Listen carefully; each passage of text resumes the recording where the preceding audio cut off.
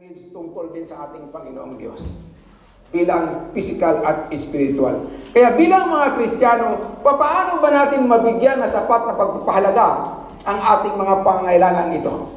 Para maging balansyado yung ating buhay. You see, paano ba natin mabigyan ng prioridad ang mga bagay na ito para maging balansyado yung ating buhay? Paano natin bigyan mabigyan ng prioridad yung trabaho, pamilya, sarili at ang Diyos? Minsan, may mga tao na trabaho na lang ng trabaho, pamilya iniwanan na, at yung sarili pinabayaan na, at ang Diyos ay wala na. Maraming mga tao na gano'n. Kaya kung sasabihin natin, yung mga taong gano'n, ay hindi balansyado yung kanilang mga pamumuhay. Bilang physical at bilang spiritual na nilang, we need to balance our life. Kinakailangan talaga maging balansyado yung buhay natin. Kaya, para pagdating sa oras ng hukom, nang haharap tayo ng ating Panginoong Kristo, maririnig natin ang sasabihin ni Kristo sa Matthew 25:21. Isip, kung mabigyan natin ng prioridad sa ating buhay, ang trabaho, mabigyan natin ng tamang prioridad yung ating sarili, mabigyan natin ng tamang prioridad yung Panginoon, sigurado sa araw ng hukom, ito ang maririnig natin. Matthew 25:21. Well done, good and faithful servant. You have been faithful with few things. Come and share your master's happiness. Meaning, kung mahimo nato, kung magawa natin yung priority na ito, yung apat na yan, sigurado, kung may pananampalataya tayo sa Panginoon, sigurado, sasabihin ng ating Panginoong Kristo, welcome, pasok ka na sa aking kaharian. Kaya habang buhay tayo dito sa mundong ito, kinakailangan bigyan natin ng balanse, yung ating prioridad na apat na mga bagay na yun. Kaya ang message na dadalhin ko ngayong umaga ay pinamagatang, a well-nourished life. Ang kinabuhi daw nga maayong pagkaatiman. Kasi kung sige lang tagkaon, kung sige lang tagpabusog, masira din ating katawan. Pero yung ating spiritual na buhay, maging kawawa. Kaya kinakailangan, physically and spiritually, maging well-nourished tayo. Kaya, batay sa binasa natin na mensahe sa Lucas 2:52, sinabi, patuloy na lumalaki si Jesus, umunlad ang kanyang karunungan at lalong kinalulugdan ng Diyos at ng mga tao. Kaya, batay sa buhay ng ipinakita ng ating Panginoong Kristo, Jesus Christ is a perfect man and Jesus Christ is a perfect God, is a God. Kaya, naipakita talaga niya yung paano mamumuhay ang isang tao, physically, at paano mamumuhay ang isang tao spiritually. Batay sa buhay na pinakita ng ating Panginoong Kristo. Kaya, hindi naman talaga natin mapantayan yung buhay ng ating Panginoong Kristo bilang tao. Why? Because He's a perfect man. At tayo ay hindi. At lalong hindi natin mapantayan yung kanyang pagiging Diyos. Why? Because we are human. Pero ganun pa man, ang ating mga prioridad ay dapat balansyado rin. You see? Tungkol sa trabaho, tungkol sa pamilya, tungkol sa sarili, at tungkol sa Diyos. Para mamumuhay tayo na normal sa mundong ito. Kaya, ano-ano ba ang mga prinsipyo na susundin natin para tayo mamumuhay na balansyado sa mundong ito? Batay sa trabaho, batay sa sarili, batay sa Panginoon, at yung isa pa. Kasi, principle number 1. Tandaan natin ito. Ang pagtatrabaho ay pagsasamba. Naintindihan? Ang pagtatrabaho ay pagsasamba, pero huwag natin sambahin ang trabaho. You see? Naintindihan? Meaning, work is worship, but do not worship work. Now, ano bang ibig sabihin? Kaya, ayon sa Biblia sa Colossians 3:17, sabi dito, whatever we do, kung ano na yung ginagawa natin for the glory of God, we worship. Di ba? Naintindihan? Kung ano, kahit ano yung gagawin natin, we do it for the glory of God, we worship God. Na ano bang ibig sabihin yan? Halimbawa sa bahay natin, kung nagtatrabaho tayo sa bahay, naghuhugas tayo ng pinggan, nagluluto man tayo, naglalaba man tayo sa ating bahay, but we do it for the glory of God. Ginawa natin ng walang reklamo, we are happy doing it, and we offer it to the Lord. That is worship. Naintindihan?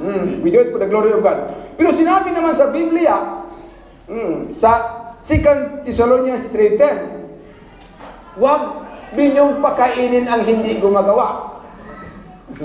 Naintindihan?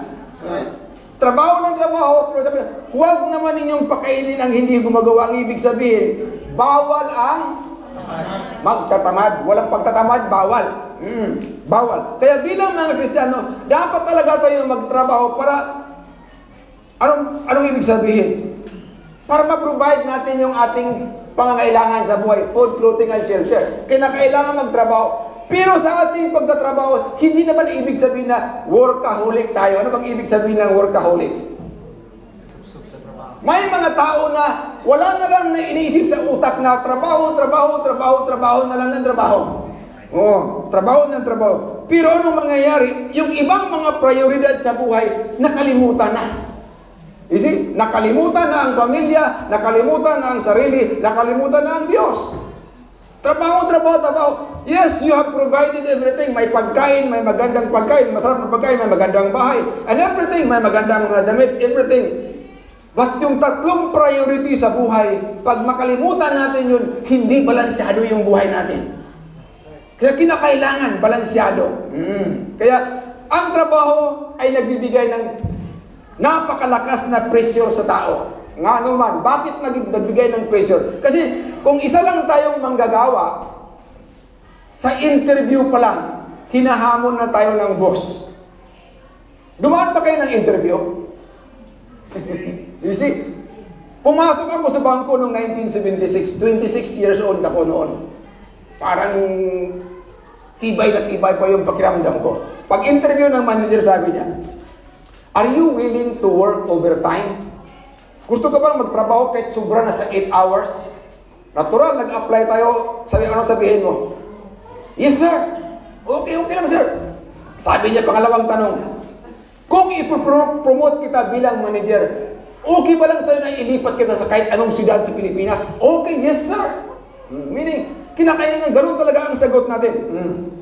Pero, noon nang tanggapin nila ako, nagtrabaho ako sa tinatawag na money shop. Alam mo yung money shop, maliit lang na parang isang kwarto, bangko sa loob ng palengke. You see? Noon, nangungulikta ako ng mga deposit, nangungulikta ako ng loan sa mga tao sa palengke, and ano ba ang trabaho doon? Ang palengke noon sa bangkiruhan, kung siya nakapunta sa Davao, nagsimula ang oras alas 3 ng umaga. Alas 3 ng umaga, bukas na ang palengke. Kaya yung bangko namin alas 3 ng umaga, bukas na rin. Meaning everyday, araw-araw, nagtatrabaho ako at kasama namin mga 5 kami. Alas 3 ng umaga hanggang alas 5 ng hapon. At alam mo ba magkano ang sahod natin noon? Minimum wage noon? 10 pesos araw-araw.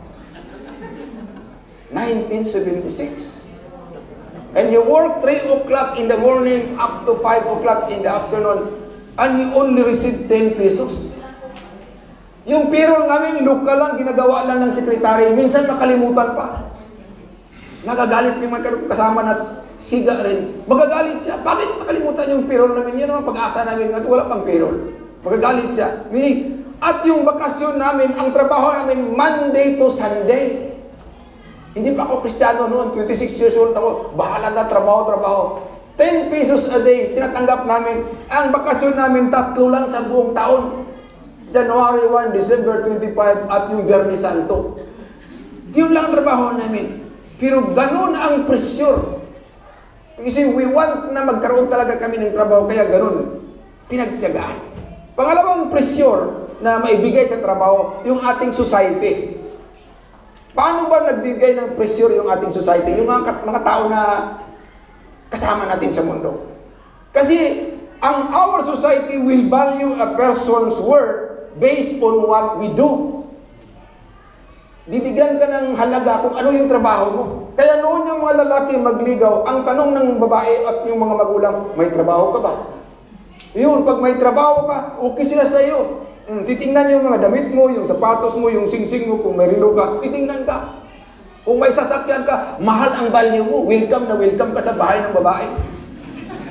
Yes, kahit na hindi nila alam na hiniram mo lang yung kutsi mo. Yun, kinakailan yun. Ang society, ganun. Titingnan nila ang lahat ng dala-dala mo sa buhay. Kinakailangan. Yun, nagbigay ng pressure. Ang pangatlo, yung pride. Gusto talaga natin maging sikat, magpakita tayo ng gilas na kailangan handa tayo kahit anong gagawin, kahit anong hirap. Okay lang, okay lang, okay lang. Basta trabaho. Kaya sa ganong pressures na dala ng trabaho, ito'y naging pinakamahalagang bagay sa buhay ng tao. Work become the greatest important sa buhay ng tao. At yun ang mangyayari. Ang trabaho ay hindi na pagsasamba. Ano na mangyayari? Ang trabaho ay naging Diyos na ating sinasamba. You see? Yun ang mangyayari. Hindi na worshiping no more.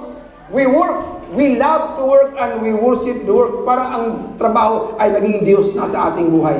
Kaya, ang sabi sa Biblia, Exodus 20 verse 3, that you shall have no other gods before me. Dapat wala dato yung ibang Diyos-Diyosan sa ating buhay. Pero kung ang trabaho na ay yun na ang ating nasa utak natin, lahat na panahon, yun na lang ang ating nasa isip, we are guilty of idolatry. Meaning, nagsisimba na tayo ng Diyos-Diyosan at makita ng ating trabaho. You see? Kaya, pag ang trabaho na ang naging laman ng ating utak, malaking pinsala ang idudulot nito. Unsa man ang mga problema nga ihatag sa trabaho sa ato kung ang trabaho na ang siyang naging nasa isip natin. You see? Unang-una, it will destroy our family. Kung ang tao ay palagi na lang nasa trabaho na lang, our overcommitment to work, naging number one na, ito ang maging number one killer ng mga marriages. Kung sa Bible, ipasabot. Tungod sa trabaho, daghan ang pamilya, asawa ug bana magbulag, asawa ug bana magkahiwalay na. Dahil sobra na ang trabaho. Wala na ang husband, wala nang panahon sa wife, ang wife wala nang panahon sa husband, ang mga magulang wala nang panahon sa mga anak. Kaya ano mangyayari? Magkagulo ang pamilya. Dahil ang trabaho, parang Diyos na sinasamba. It will destroy the family. Pangalawa, it will destroy our health.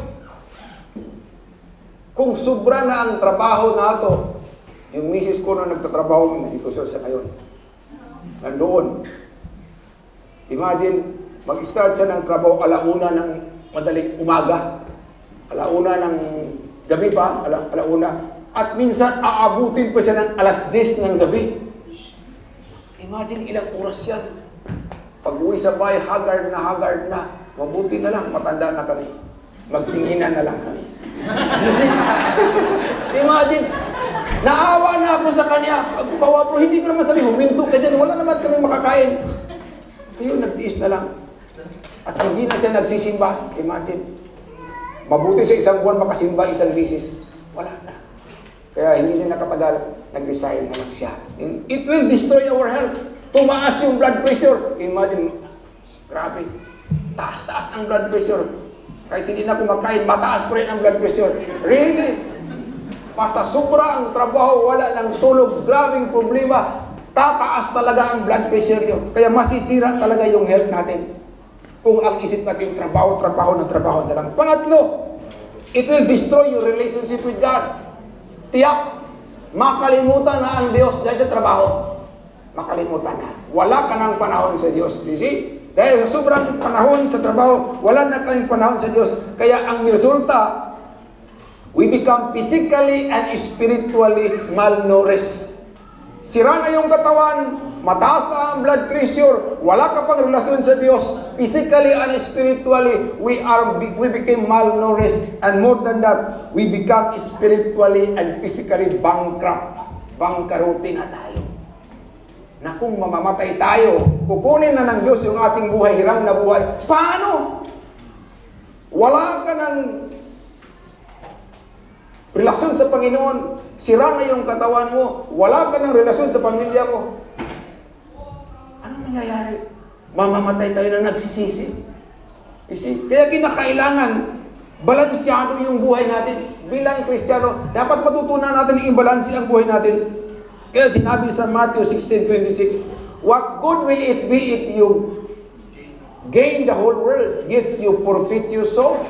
Bisan man maangko na to ang kalibutan sa pagitan ng trabaho, kahit marami man tayong pira, kahit magara man yung sasakyan natin, maganda man yung bahay natin, pero yung kaluluwa natin, susunugin sa impyerno, wala pa rin. Sayang. Kaya habang may panahon pa, balansyaduhin natin yung ating oras, balansyaduhin natin yung ating priority sa buhay, para hindi tayo magsisisi sa huli. You see? Do not love your work too much, but rather, love your children, love your wife, love God who give life to you. Kaya ang mga taong sobrang subsub sa trabaho ay mamamatay na nagsisisi. Ang trabaho ay pagsasamba, pero huwag mong sambahin ang trabaho. Yes, huwag. Kasi pag sasambahin mo ang trabaho, masisira talaga ang buhay natin. Masisira yung priority natin. Pangalawang prinsipyo na susundin natin, ibigin mo ang iyong pamilya pangalawa sa Diyos. Ibigin mo. Love your family. Wala na makapagbigay sa atin ng kaligayahan dito sa mundo. Pamilya natin. Kaya huwag pabayaan ang pamilya. Love your family. Pangalawa sa Diyos. Meaning, love God above all, then love your family. You see? Marami akong nakilala ng mga pastor na naghiwalay rin. Why? Sobra ding subsub sa ministry. Sobra. Marami. Sobrang-sobra sa simbahan na. Sobrang-sobra na. Makalimutan na yung pamilya, makalimutan na yung health and everything. You see, yun ang mangyayari. Kaya noon, sobra sa trabaho, yung kasama ko sa trabaho noon sa money shop, na nagre-record kami alas 3 ng umaga hanggang alas 5 ng hapon. Yung mga kasama ko, dalawa bago lang nag-asawa. Hindi nagtagal sila, naghiwalay. Why? Pag alis ng husband sa bahay, alas 3 pa ng gabi, ano ang mangyari? May pumapasok na ibang lalaki na papalit sa kanya ron. Yes. Talaga ang mangyayari. Pag mapabayaan yung misis natin, mangyari talaga yun. Pag mapabayaan yung mga anak natin, mangyari talaga. Maging problematic sila. Kaya kinakailangan balansyado yung ating mga priority. Trabaho, balansyado. Pamilya, balansyado. Sarili na. Pangatlong principle na ating susundin. Ingatan ang inyong sarili, but don't be selfish. Ano bang ibig sabihin yan? Ingatan ang ating sarili, meaning kinakailangan, kung may panahon tayo sa trabaho, kung may panahon tayo sa pamilya, kung may panahon tayo sa Diyos, paano yung ating sarili? Dapat bigyan din natin ng panahon. Bigyan din natin ng panahon ating sarili. Alam mo noon, nagtrabaho ko sa bangko. Mayroong mga psychologist na galing sa Manila. Nagkaroon kami ng seminar.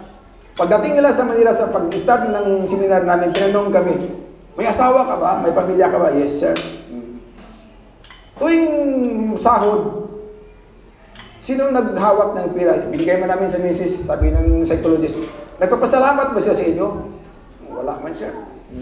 Sabi niya, yung mga anak, nagpapasalamat ba sa inyo? Wala man, sir. Pinagalitan kami ng psychologist, sabi, bakit ganun? Wala ka ng sarili, hindi ka na bumibili ng bagay sa sarili. Wala siya. Ibinigay naman namin lahat. Imagine, noon, yung mga anak ko, yung mga sapatos nila, yung parang umiilaw kapag apak. At yung mga sapatos na may mga pangalan, mahal yan. Pero ang pinakamahal na sapatos ko noon, 300 lang, kaya sayang yung pira ba? 300 pesos lang, mahal na sa akin yun. Pero yung mga anak ko, 1,000 sobra. Sabi ng, mali yung ginagawa ninyo. Dapat bigyan ninyo yung sarili. Protect yourself, alagaan din ninyo yung sarili ninyo. Mamamatay kayo, magsisisi niyan. Naku, dahil doon, nagbago ako. Kung bumibili ako ng 1,000, dapat 3,000 yung binibili ko para sa akin. Ganon din. Kaya one time, nagkakaroon kami ng parang sports piece doon. Naku, ako ang napili na parang model na uniform kasi from the down up, kompleto. Yun, ito pala ang sarap palang pakiramdam. Kaya huwag mong pabayaan yung sarili. Kinakailangan din natin na pangalagaan yung ating sarili. Pero huwag naman tayo maging selfish. Ano bang ibig sabihin? Ano bang ibig sabihin? Ang ginagawa kong pagsisermon linggo-linggo, 2 times. Pero the same sermon, minsan 2. Minsan may prayer meeting Wednesday, Thursday or Friday or Saturday, minsan may Bible study 2. Alam mo, pagkatapos ng sermon ko mula sa kabila, pag-uwi sa bahay, gutom masyado. Pagod na. Meaning, kung sasakyan pa, wala na. Out of energy na talaga. Kung sasakyan pa, nahuhukok na. Hindi na halos tumatakbo. Meaning, ano ba ang gagawin natin kung tayo ay gano'n nagtatrabaho at pagod na? We need rest. Nangangailangan talaga tayo ng pahinga. Nangangailangan talaga tayo ng pagkain. And ano pa? Nangangailangan tayo ng pag-exercise. And some healthy hobbies. Yung kinakailangan natin para ma-energize na naman tayo ulit. Kinakailangan. Ang cellphone nga, pag wala malubat na anong ginagawa? Recharge. Tayo, mas lalo tayo nangangailangan ng ganyan. Nangangailangan tayo. Kaya maraming mga tao ngayon, kadalasan ng mga sakit, stress. Kahit saan doktor, stress. Bakit gano'n? Sobra na sa trabaho. Ang isip mo, wala nang relaxation. Nasa trabaho, pag-uwi pa ng bahay, wala pang pagkain, ikaw pa magluluto. Naku, mahirap yun. Minsan naman, bigyan naman natin yung ating sarili. Kasi, alam mo, we should take care of ourselves physically, emotionally, and spiritually. Kinakailangan talaga yun. Physically, sa bahay meron akong bisikleta, 3 gulong para pang matanda. Ginagamit ko yun. Bilis pag-exercise, napakaganda. Yes, nabigat din. Maganda. Kaya, ginagawa ko yung exercise. And emotionally, minsan nanonood ako ng TV. Hindi ko nakaintindihan ng Nihongo. Binubuksan ko lang. Minsan tumatawa naman ako. At yung isa nakapagbigay sa akin ng kasiyahan, yung magbukas ng Facebook. Hindi naman talaga ako gumagamit ng Facebook. Hindi ako alam gumamit. Kaya tinitingnan ko lang yung sulat na makikita ko yung mga tao nagaganon sa picture na, wow! Nagpa-picture na sarili ba? Tumatawa na ako dyan. Mga tao doon, babaw ng kaligayahan. Sorry na lang, hindi naman kayo sinisiraan. Pero nasisiyahan akong manood ng gano'n. Parang relaxation ko na lang. Maganda naman talaga kasi bawat isa sa atin ay maganda, bawat isa sa atin ay gwapo. Why? Magkaiba ang mukha natin. Pag sabihin mo, gwapo ka talaga, kasi wala ka ng kapareha. Yun, tama yun. Kaya gano'n, nasisiyan akong manonood nun. Yun ang isa sa aking mga diversion. At isa yun, yung gardening.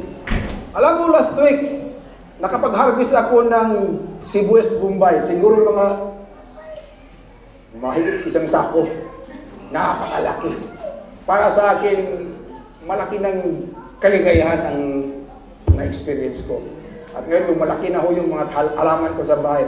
Malaking kaligayahan ang naisip ko. Sobra pa yan sa manood ng TV, manood pa ng sine and everything. And more than that, yung bawat panahon na lumalapit ako sa mga tanim ko, I have been praying always. Parang yung hardin ko naging altar na. See? Napakalaking bagay. To recharge us personally. Huwag sobrahan ang trabaho. Sayang pamilya. Pag-iwalay lang kayo ng misis mo, hindi na kayo magkasundo ng mga anak ninyo. Bigyan naman ng panahon yung sarili ninyo. Bigyan na ninyo. Kasi, huwag naman ninyong bigyan ang iyong sarili ng sobrang panahon na masigit pa sa trabaho, masigit pa sa pamilya, masigit pa sa Diyos. Why? It also becomes idolatry. Gisimba na rin mo ang imong kaugalingon. Parang nasihan. Sige na panood sa iPhone mo. Shot ka lang at i-release mo sa Facebook. Okay naman yun. Pero huwag naman sobra. Because it becomes idolatry already. You see? Yun. Kaya, you shall not love, sa sinasabi, kinakailangan, you should have other gods before me. It means, ang trabaho ay hindi maging Diyos natin, yung pamilya natin ay hindi maging Diyos natin, at yung sarili natin ay hindi maging Diyos natin. You see? Kinakailangan, ang pang-apat, ibigin natin ang Diyos sa ating buong puso at buong buhay. Ito ang ibig sabihin sa unang utos, you shall not have no other gods before me. Ayaw daw ta magpatod og ibang Diyos-Diyosan. maliban sa Diyos. Katunay na sinasamba natin. Is it? Mayroon akong mahalagang obserbasyon tungkol dito.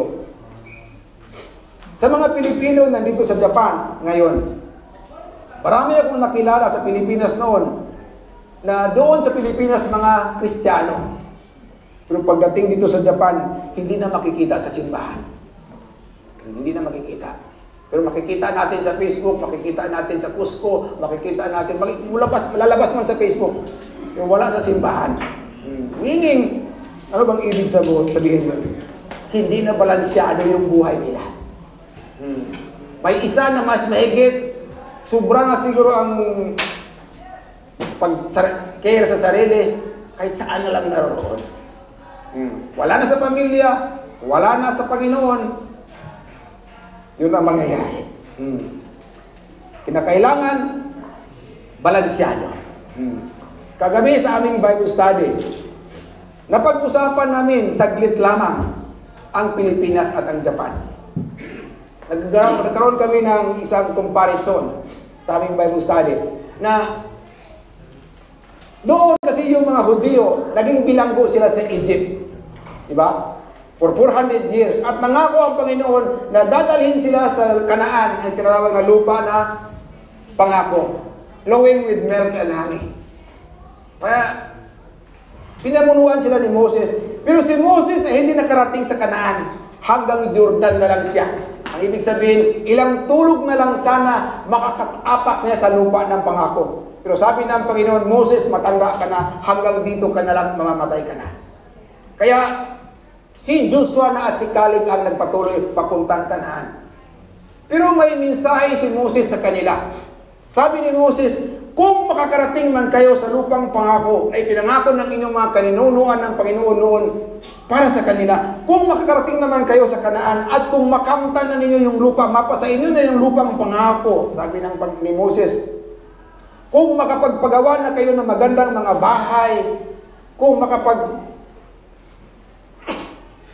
ipon na kayo ng maraming mga ginto at mga mamahaling bato, sabi niya, kung magkakaroon na kayo ng maraming hayupan, sabi ni Moses, do not forget God. Ayaw gayon kalimti, huwag ninyong kalimutan ang Diyos. Sa inyong lahat na narito ngayong umaga, dahil nakakarating naman ang Japan para sa atin, kung nandun tayo sa Pilipinas, ito ay pangako rin sa atin. Maraming mga tao nagtitiintin na lang para makapasok lang dito sa Japan.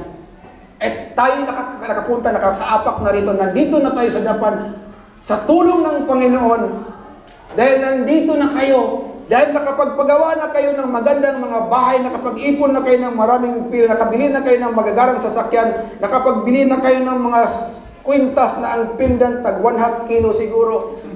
Marami ako nakikita niyan, parang kadina, pero gold na gold talaga yung nakaganon. Ang bigat-bigat, yung mga sing-sing, naku, kumikintab, ang mahal-mahal. Siguro may lumalakad, sobrang milyon, kung i-value sa Philippine money. Kasi, kung mayroon na kayong mga bagay na yan, huwag din yung kalimutan ng Diyos. Eh may sabi ang Diyos, sabi ni Moses, pag nakalimutan ninyo ang Diyos, ilalaglag ng Diyos ang inyong buhay. Sayang na sayang. God has given us everything. And He provided all our needs to come in this country. Balansaduhin natin yung ating mga priorities. Priority sa pamilya. Priority sa sarili. Priority sa Diyos. Balansaduhin natin. Huwag iwan yung isa. Sayang na sayang. Pagdating ng panahon, pagbalik ng ating Panginoong Kristo, ano kaya ang sasabihin niya? Hindi welcome. Sabi niya, away from me, you evildoers, I do not know you.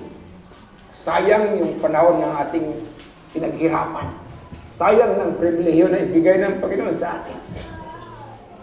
Pag hindi balansyado yung priorities natin. Wala nang ibang panahon. Ngayon na magsimula tayo, i-balansin natin yung ating priority. You see?